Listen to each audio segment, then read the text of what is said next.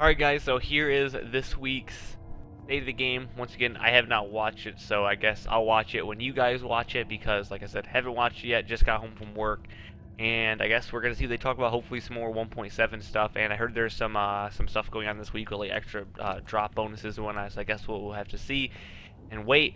But yeah, All right, let's see if this works. Welcome everyone to State of the Game for the 15th of June. This is a bit different because I'm standing in the corner doing camera-y things, but the good thing is I can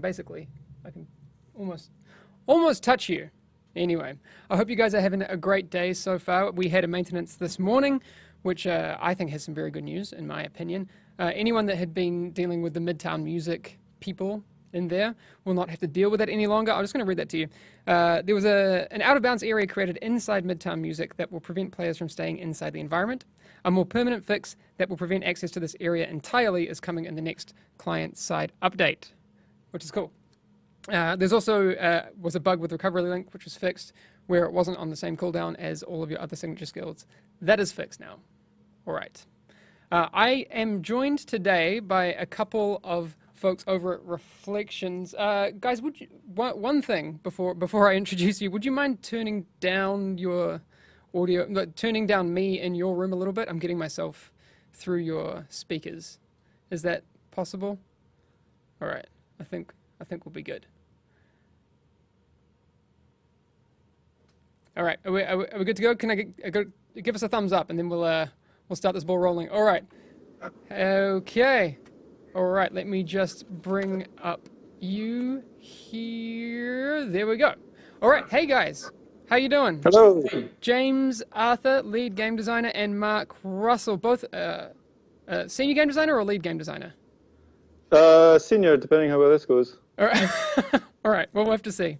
Well, and we've got Tom. Tom's got a watching brief too. All right. Yeah. Tom. He's standing there in the back. I don't know if people can see him in there. Wait. I can just. Well, I put you guys full screen. So Tom's sitting there in the middle on the box. Perfect. All right. So again, Tom couldn't join us today because he is otherwise disposed. But we do have some good folks here to talk about the latest news and the latest feature that's coming in 1.7, which is Commendations. Guys, are you comfortable to take me through what we can readily admit is Tom's baby, correct? Yeah, 100%. All right, but you guys don't tell anyone that. And what we should do is just claim it for our own. And hopefully we can get you that senior game designer title, and then we'll be away laughing. Before I get started, there was another thing that I didn't mention before, so this is aside from that.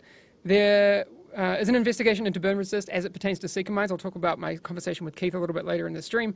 And the rapid bug, which we've talked about before, is only a UI bug, and we have verified that, but there will be a fix to the UI. So you can safely use rapid and get the intended consequences. So anyway, that's out of the way. I want to talk about commendations, guys. So, big blanket statement. What are commendations? Okay, so commendations are they're basically an expansion of achievements, but that's doing a big disservice to them. They're a way to kind of build in a long-term challenge for existing users as well as new users, so they can come in and they can work towards long-term goals.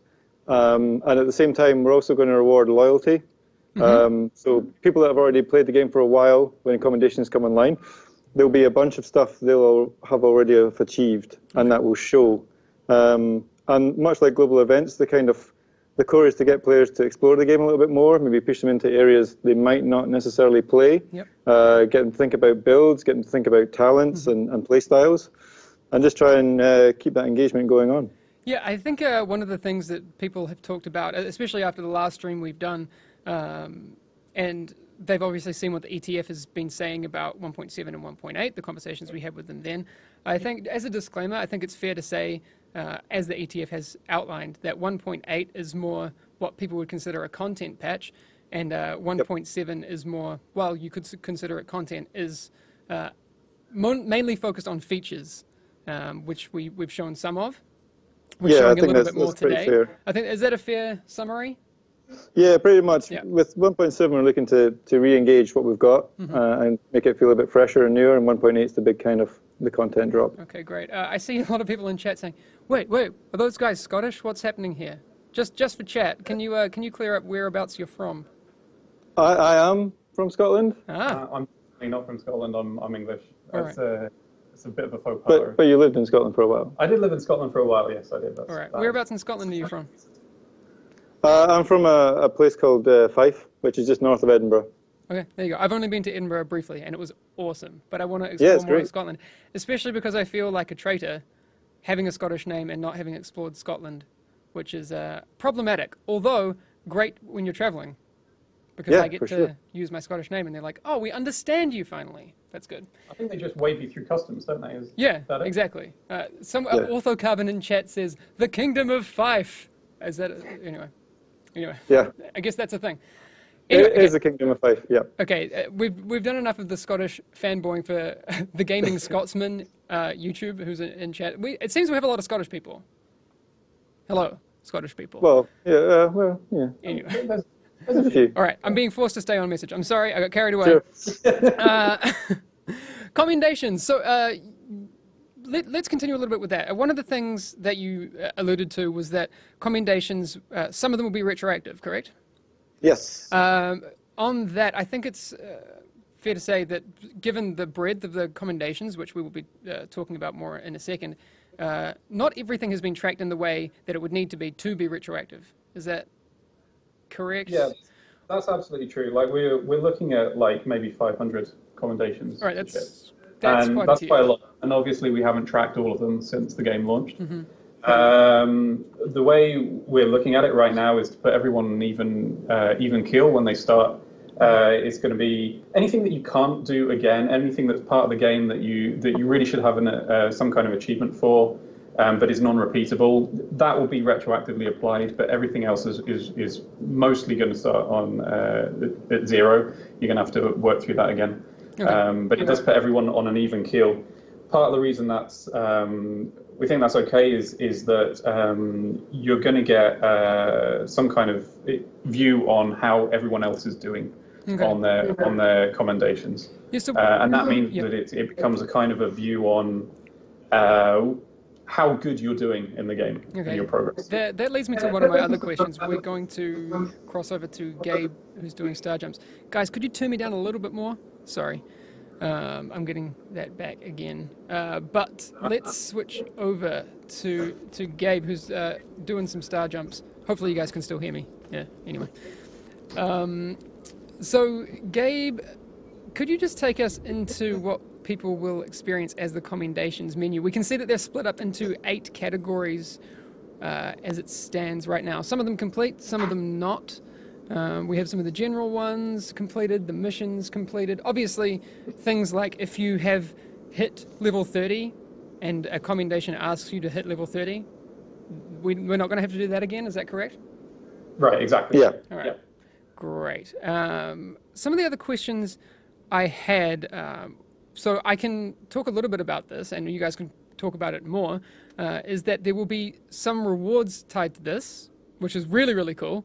Vanity things. We can talk about some of that today, and we are going to be able to say that there will be a new vanity slot for the patches, correct? Yeah. All right. Yes.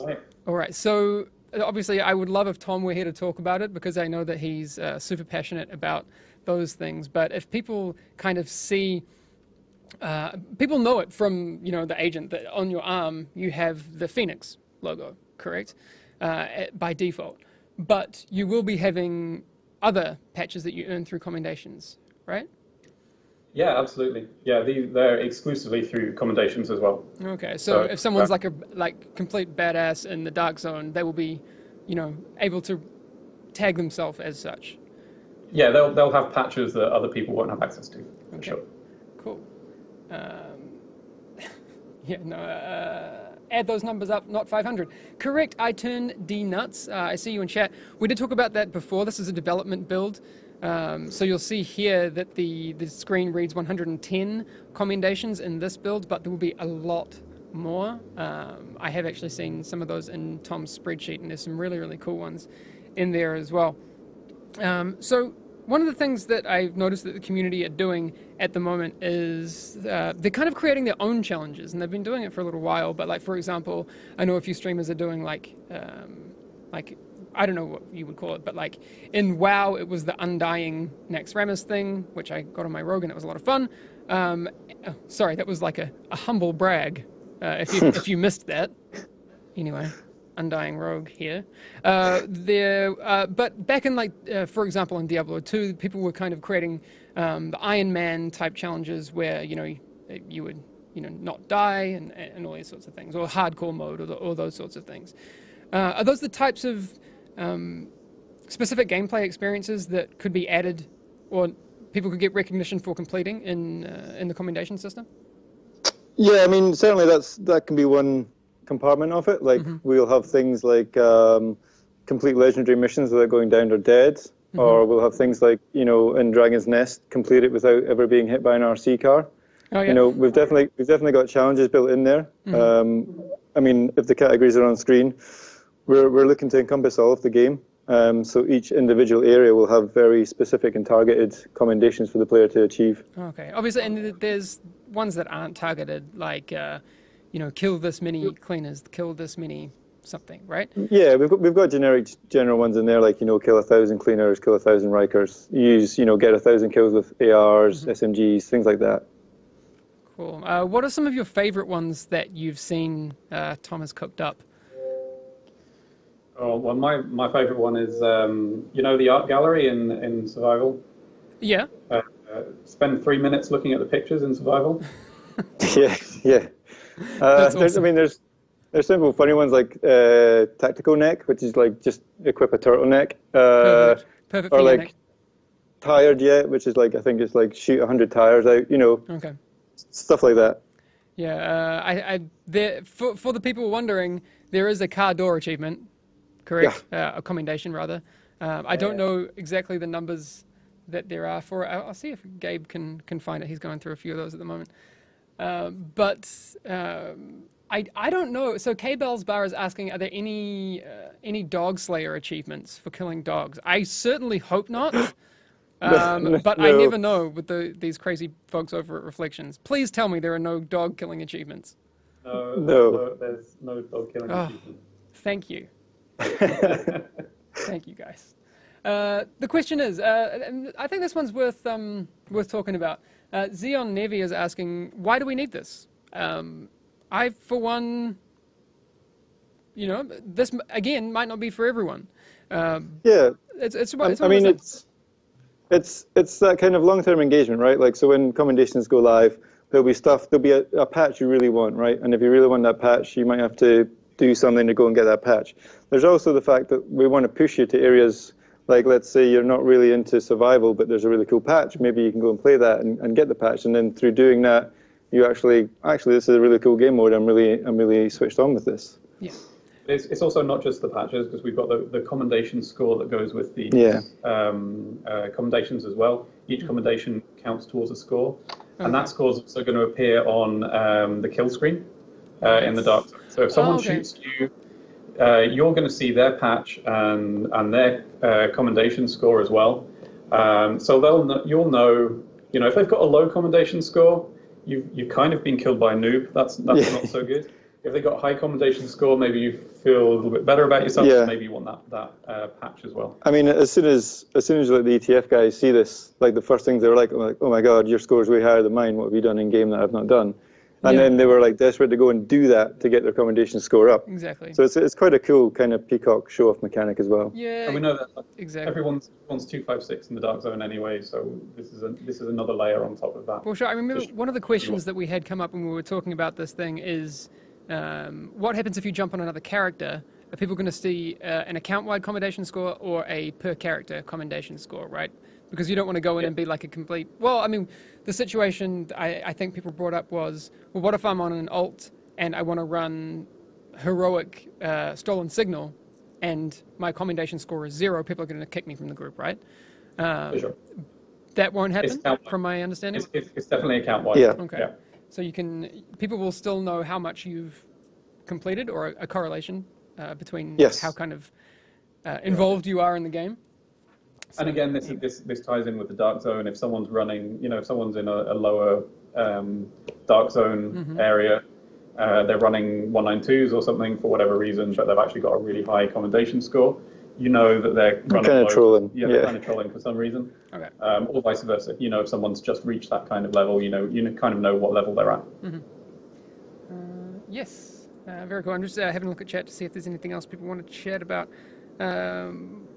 I saw also in the gameplay, Gabe, I don't know if you can find it as well, that there's a little medal icon, but also a little Uplay icon. What am I seeing when I'm looking at that? Oh, well, some of the commendations are actually linked to the first-party achievements that you have as well. So we've got Uplay and the PlayStation and Xbox achievements as well. So those ones will be doubled up with the commendations as well. Fantastic. It all rolls into one package. Okay, very cool. One of the other things I thought would be really, really cool, and if you guys are up for it, is taking hopefully some feedback from the community on if they were to design a commendation themselves, what would they do, right? Yeah, always, yeah. Yep. So as we get through the PTS, obviously, and even now, because you kind of know the way that the feature is going, what would you like to see? They can be funny ones, they can be cool ones, they can be, I'm a badass in the dark zone kind of ones. Gabe, don't show the console, please. That was my bad. I shouldn't have had you live then. But Gabe, what have you done? The thing is, if you want to do that, the feedback and suggestions part of the forum, Gabe, that's usually the best place, right? You can find that. I think exclamation forums. You can find it over there. But yeah, I can see you already having some things in chat. Having the most hats. That's we've got stuff like that in there about hat collectors. Oh, you do? Okay. Yeah. What other ones can you think of that are a little bit on the novelty side? Oh man, there's like 500 of these. Okay, there's a lot. It's like a needle in a stack of needles. Well, okay. I'm told that Naked Cowboy has a good question. Explain how there are tiers. Yes. Okay, so there are tiered rewards. Gabe, can you find one of those? Let me just bring that up. There we go. So looking at this, we're looking at Bank of New York, which is a pretty simple one. Have amount of credits.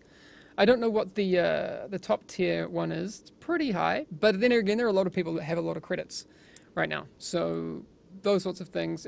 Will you get rewards for completing the final tier, or will you get rewards along the way? Do you guys know about that? You will get some form of reward for every single feat you complete. So you'll get rewards along the way, and then for a big tier one, you may get another reward. Okay, perfect. The patches will only be awarded at the end, for the end of a tier, but there will be something for you on the way. I don't know if we can talk about it right now. Not just yet. So someone says $1 billion for the top tier. Maybe. People have hit $1 billion quite. There are lots of people who are there.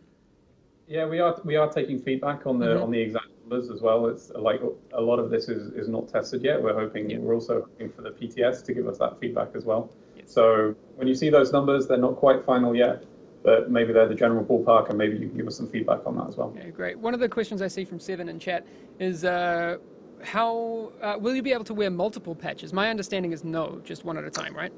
Yeah, just one at a time. Okay, very cool. Yeah, sorry, Seven, I already got that question. Love that weapon skin. I don't know what weapon skin that is, but we aren't going to show you that tab just yet. I don't want Gabe digging around in stuff that we can't show. And again, I'm not sure that would take him to a part that we can't show yet. But we'll have another state of the game next week, and I'll be Skyping in Keith and Terry or some other folks from Redstorm to talk about something else. Anyway, guys, I'm going to let you head off now before I wrap this up. Thanks again for joining me, even even Tom in spirit will have to Yeah. make sure he is thanked for his beautiful presence. Anything you guys want to add before we head off? Have I forgotten anything that we need to talk about? I think we're okay. Okay. I think Yeah. we've covered it quite comprehensively. Great. Yeah, All right, guys. thanks very much for having us. No, thank you. I will. I'll head back to my chat, and we'll finish this thing off. Okay. Thanks again, guys. Okay. See you Thanks, later. guys. All right. Okay. So we're getting to the end of this. What was that, Gabe? You right? I didn't hit the console on purpose. No, it's all right. I'm not going to show any more of what you're doing. I was trying to back out of the menu and I hit like Okay. next to one for the escape. Gabe's just whiffing everything today. PTS, that is exactly why I want to finish off this stream, to have a moment with you guys. Because, yes, we are still on track for the PTS. The date is getting closer, although it's not locked just yet, so we don't have a date for you today. Console PTS will be happening. They are talking with the first parties about those things right now, as well as getting all the builds and things sorted for that. I noticed that people were saying, they referenced my comment a few days ago about, I'll check to see if we can get a build for today. The two things aren't related. Do not worry about that. That has no bearing on what's happening with the PTS, console or PC. But that will be happening. I don't know, Fenris. I'm not sure.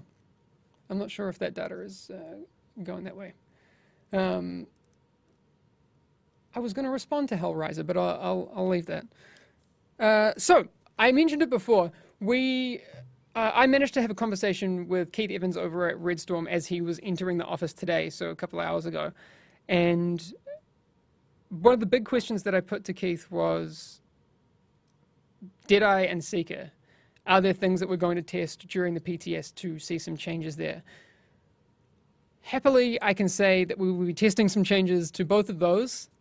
So I'm really, really excited for the next PTS to see how far we can push those to be a little bit more in line with everything else. So the build diversity that we have is a little bit fairer. Even though we are in an age where we have a lot of build diversity, I do think Seeker and Deadeye do need to be looked at. And I think that there are a lot of people out there that agree with me.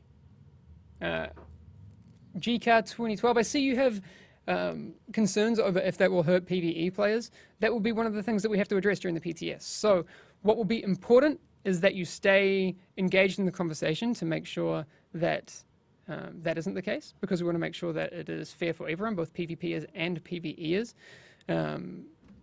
Good news, though, is that console people will not have to be as disconnected from it. Even though we got a lot of good feedback from console players on PTSs that they weren't playing, it's much better if we get feedback on it based on your experience rather than speculative feedback. People say Deadeye on console is fine. That may be true. Again, these are the types of feedback things that we needed. Roberto Magris, how to stop Cronus Max players. I brought up Cronus Max this morning as well, so we are looking to see what we can do there, because that is, in my opinion, a problem as well. All right, let me see that I've gone through everything that I have here, and then we're going to head off. One of the other things that I wanted to check with you guys, so I've noticed, obviously, if you paid attention to the maintenance this morning, the Midtown thing is fixed. People going outside of the map there. There's a teleport volume in there now, so they will not be able to stay in there. There will be a more permanent fix for that in the future, even though this is permanent. But, you know, we needed to get this fix in to stop it, since we can do that server side, but there will be a client-side fix to make sure that that is robust in the next client patch. I saw in chat, though, that there were other reports of people doing some funky stuff in DZ07, so if you have reports of that, please talk about them on the forums, and also talk about them wherever you can, because we want to see and want to continue to fix everything that is potentially wrong with the game. Again, GRK Pete, Ninja Bike, yes, it needs changes. We completely agree. I don't know what they will be. I actually don't know at this time if there are changes that will be on the PTS for that, but I certainly hope so. Okay. that's going to be all for today. No, it's not. Haha. There is a weekend event, and I actually have, if I can find it with my extra mouse here, there will be a special event weekend starting tomorrow. And you get extra rewards from the name bosses, so that is super cool. Be a lot of fun for the weekend. Go grind some more gears. What about the lag? So I've actually, I was mentioning on the forums earlier, that's one of the, obviously the continued conversations that people have, and rightly so. There's a situation, obviously, where people need to, there's a trade-off, right, between matchmaking times and server populations. So we are definitely looking, so I talked with some server engineers about it, if there are some ways that we can optimize that current thing in terms of priorities, but we will need to decide which of those is the priority. So one of the threads that we were talking about was some Australian folks who obviously have to wait a while if they are dedicating themselves to staying on the Sydney data centre. Do we want to have a trade-off between making it so they only attach to that one and they have to wait for X amount of time? Or would they rather have shorter queues and slightly lower pings, potentially? So I see I Am Fats is saying server population is more important than time. Do let us know. I think that would be very interesting to see exactly where people land on which side of the fence. And again, it's obviously a sliding scale because it needs to be somewhere in between. And maybe there's some magic that we can do to make sure that it's not as binary of a decision as that. Anyway, we're getting a little bit philosophical, and we'll leave it there for today. But actually, basically, Grizzly, you say I should be employed by you guys. Really, guys? Well, good thing we're hiring. So exclamation jobs in chat will take you to our jobs listings. We always want more people. I don't know if Reese is watching. Gabe, do you think Reese is watching? On the topic of Australians, we have an Australian who joined based on those very job listings that you will find in chat. So I think that's pretty cool. I'd love to see more people from Twitch chat in the office. I think that'd be great. Anyway, that is all for today. I will see you all tomorrow morning. I'm going to play some more 1.6.1. Everyone have a great day. Wow, I can't believe it's almost been half an hour.